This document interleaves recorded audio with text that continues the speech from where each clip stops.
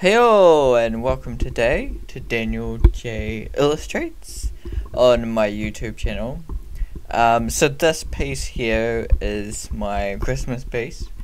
Slash, I think I did I think I put a New Year's, so it was like holiday season painting that I've done. So I'm still working on it a month later, and yeah, that's just the way it is, because I really wanted to really push it and try and improve on it and things like that. So I decided this week, instead of doing kind of my standard different 90-minute art challenge, I would spend 90 minutes to improve this painting. So that's what I did. I spent 90 minutes improving a painting that I've already done. Which, it's an interesting concept, because it was taking a painting I've been working on, or it could take a painting that you have worked on in the past and spending 90 minutes to then improve on that painting. And that's quite a cool concept. I don't know if I've seen that done much, or it's been kind of, with portfolio reviews and things like that, sometimes they do overpaints and things like that. They don't exactly, they might delegate some time for it, they might have done it a long time, so they delegate half an hour or something like that, just to do some tweaks and things to it, just to show you how you can improve it, that kind of thing, critiques. And but I don't think there's exact time for those things, as far as I know. I don't know what happens out there, and everything like that. But for me, doing the 90-minute art challenge as overpainting something is quite an interesting concept, because not only is it I'm going to paint over this to try and improve it and things like that. It gives you a time frame that you use, 90 minutes. You can see what you have improved within 90 minutes. It's different from, I'm just gonna overpaint this a little bit, and then that turns into maybe whether it's a whole day or a couple of days of just kind of overpainting, and then slowly with 90 minutes it gives you that, if I put 90 minutes in and then 9 minutes later have a look at it, it does, you can see the differences, and I can see where I've gone from where I started this painting, where I started from, and then 90 minutes later into the final piece, and I can really see how much has actually improved. So it kind of gives me that measure, and I think it's going to be helpful if I do things that way, maybe kind of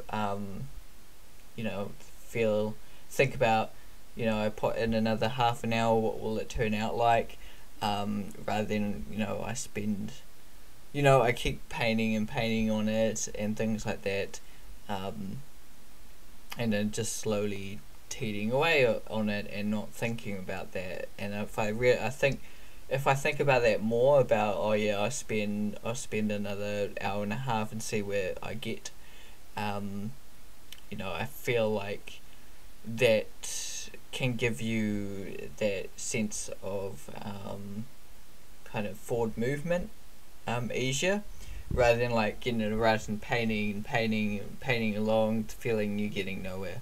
At least you can say, I spent an hour and a half and this is where I got, if that makes sense. So I spent 90 minutes on this and I went from here to there.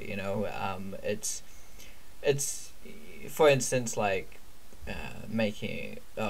doing a puzzle. You spend an hour and a half on it, and this is where you got you halfway through the puzzle or something.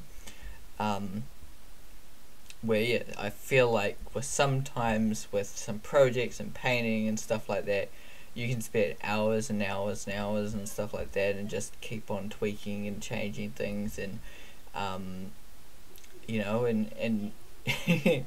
don't know, you don't feel like you've gotten that far, if that makes sense.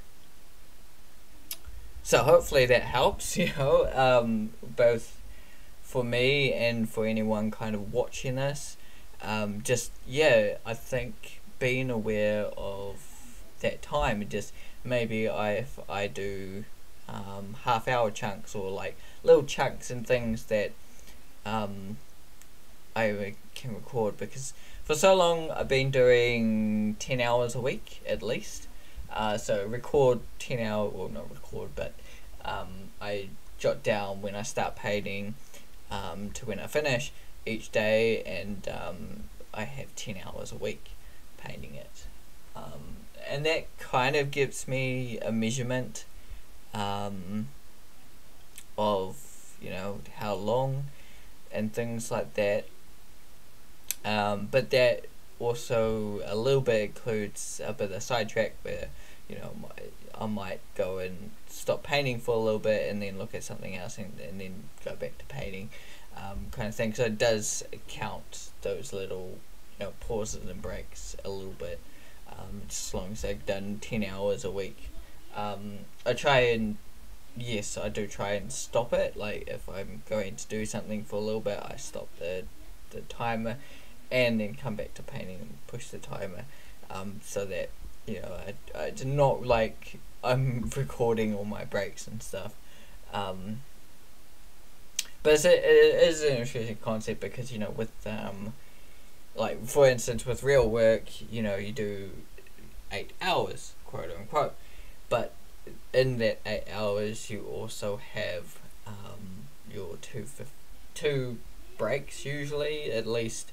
I'm pretty sure like you get at least 10 minutes every 4 hours or something like that.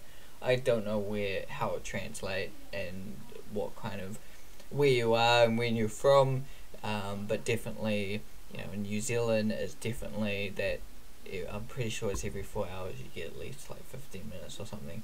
It's like I think it's 5 minutes every hour you have to have at least, for breaks. And that translates to, it would be 10 minutes every 2 hours, wouldn't it? That doesn't make, yeah, it's something like 15 minutes every 4 hours, something like that. But what I'm saying there is that it's not 8 hours of working straight. It's actually about 7.5 hours of actual work there, because you've got your 2 breaks, 15-minute breaks, things, and hopefully, in the real industry, I'm not too familiar with the art industry and things like that. Hopefully that is an effect that you have to have 15-minute breaks and that kind of thing. So also lunch, it depends on how lunch works out. Usually you have your half an hour, so it depends on how they factor that in. You're supposed to have lunch and everything like that. So it's hard to do that at home. Be like, cause I need breaks for painting and things like that, and to keep me fueled and keep me going. So how to factor that into the 10 hours, but yeah, I do try my best at clocking that 10 hours, but just being aware of that, tonight I put in an hour and a half's work, and this is what the achievement I got. I think that will be a helpful tool to use. I think I've done things like this before where I've overpainted, but I don't think it's been 90 minutes. I've been probably a week or two of painting over top of it. But I think just, reflecting, it's always good to reflect.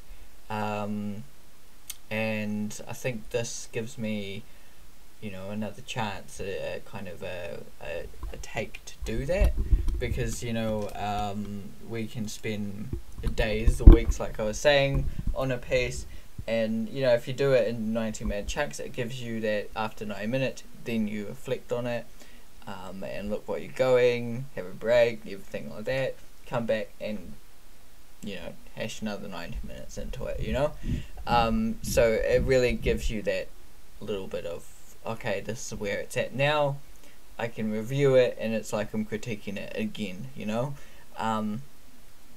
So hopefully that helps me in the future, and this is the way to go.